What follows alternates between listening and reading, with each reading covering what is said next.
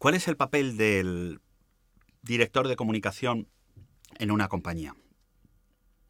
Bueno, yo creo que primero es una profesión que ha evolucionado mucho, ¿no?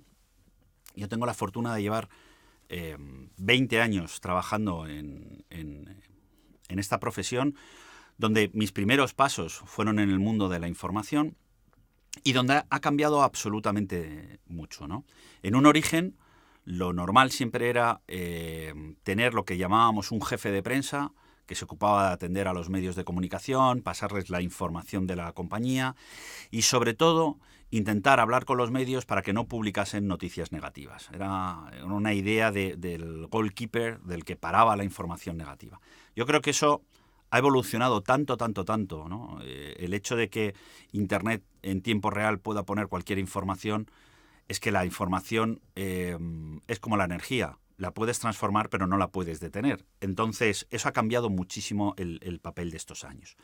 Y ha ido evolucionando también acorde a lo que nos ha ido pasando, ¿no? Y, decíamos antes, Internet provoca el que tienes que poner mucha más información para mucha más gente, y entonces ese papel del director de comunicación cambia y ya no solo se ocupa de la comunicación externa con los medios de comunicación, empieza a influir en la comunicación interna. Aquí siempre hay un debate entre si tiene que ser el director de comunicación el que se ocupe de la comunicación con los empleados o es el Departamento de Recursos Humanos. Bueno, hay distintos modelos. Yo sí que creo que los mensajes externos e internos cada vez están más mezclados porque son accesibles para todo el mundo. Entonces eso es un papel importante. Por lo menos yo profesionalmente siempre he tenido la fortuna de hacerlo. Y eso ha generado también el que al principio valía una nota informativa para los empleados, pero los empleados también ven series, ven películas, ven entretenimiento y necesitan que la información que les pases o que les des sea también agradable, entretenida y que les haga pensar, ¿no? Y cada vez más que sea participativa y que se logre no solo yo te doy la información de arriba abajo, sino puedo obtener tu implicación y tu engagement. Entonces, aparte de la externa y la interna, ¿qué es lo que ha ocurrido? Está ocurriendo que ha habido directores de comunicación que también se han ocupado de los temas de publicidad, de los temas de patrocinio, de los temas de RSC, y ahí, en los temas de responsabilidad corporativa, entramos ya en un mundo de gestión.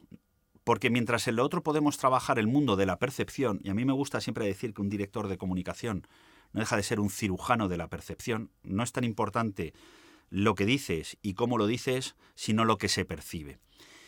Y claro, en esa percepción hay una parte de gestión a través de la responsabilidad corporativa. Y la responsabilidad corporativa, y esto sería abrir un melón muy grande, no simplemente se trata de hacer temas de acción social. Hay un montón de temas que hay que trabajar dentro de la compañía en temas de sostenibilidad, de negocio responsable, etcétera, etcétera.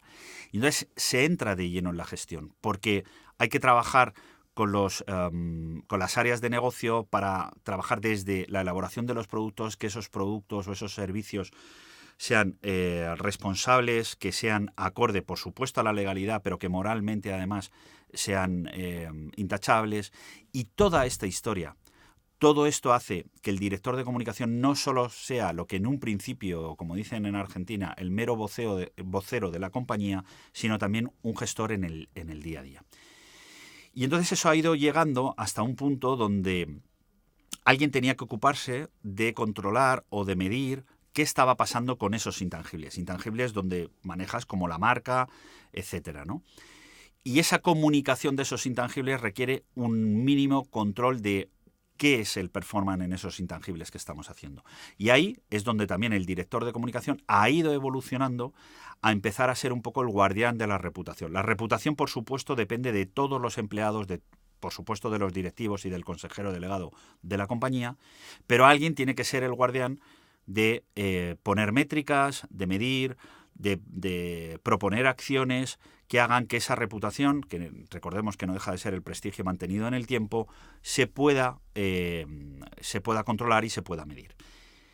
Por eso, de ser simplemente el vocero que hablaba con los medios de comunicación a ser ese cirujano de percepción para que las cosas que se digan, como se digan, interna, externamente, en otros grupos de interés, ya sea también en temas incluso de sostenibilidad con analistas de responsabilidad corporativa, esa percepción que se consiga sea la adecuada, y ese gestor en temas de responsabilidad corporativa. Y eso ha llevado a que en varias compañías el DIRCOM, o el director de comunicación, se sentase en los comités de dirección. Sentarse en un comité de dirección, yo he tenido la fortuna de estar en 3, produce 2 cosas. Por un lado, entiendes muchísimo mejor cuál es el devenir de la compañía y no te centras solo en tu área de especialidad, y eso hace que tengas mayor conocimiento de por qué se hacen las cosas y no solo lo mires lo que quieres contar. Y eso hace que también en el comité de dirección la gente entienda que hay decisiones que se toman que luego no se pueden contar bien o no se van a percibir bien.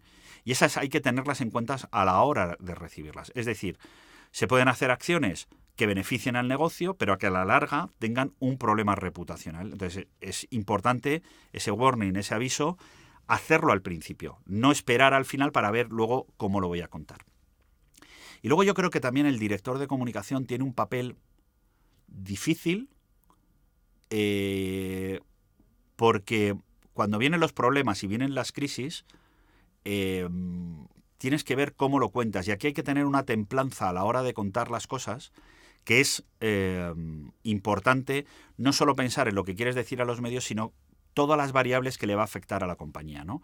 En los episodios de crisis que yo he vivido en las distintas compañías donde he estado, siempre tienes que tener en cuenta las consecuencias legales, jurídicas, reputacionales, de negocio, de clientes, que pueden pasar.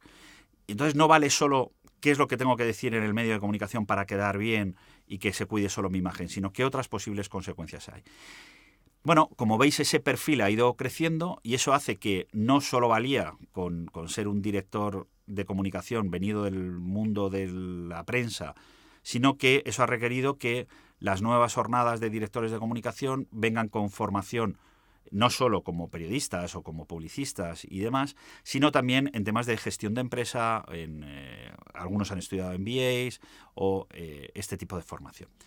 Y por último, hay un papel importante, también depende un poco en dónde te sientes en el comité de dirección y dónde estés en el posicionamiento de la compañía, de asesoramiento al consejero delegado. Y esa figura de conseliere hace que le hagas tener en cuenta siempre el largo plazo, la reputación, la visión, la misión de la compañía, el por qué se hacen las cosas. Porque muchas veces intentamos decir cómo vamos a contar las cosas, pero también hay que estar encima de por qué hacemos las cosas. Porque si no, el día a día, el trimestre, los resultados hacen que el resto de miembros del comité de dirección estén intentando sacar la cuenta de resultados, pero también tiene que haber alguien que le ayude al CEO a pensar en el largo plazo, en por qué se hacen las cosas, ¿no? Y yo creo que esa figura hace que el director de comunicación tenga que trabajar de la mano con el director de estrategia, con el financiero, con la gente de negocio. Y no separarse, y esto es importante también, que solo tengas una visión totalmente corporativa y de marca y no pegada y aterrizada también al negocio. Yo creo que esa evolución de lo que ha sido el director de comunicación hace que no simplemente sea una persona que cuenta las cosas a un grupo de interés, sino que intenta ayudar en la estrategia de la compañía a largo plazo, que ayuda en que la percepción de los distintos grupos de interés sea la correcta y, sobre todo y último, intenta asesorar y ayudar desde el beneficio final para todos.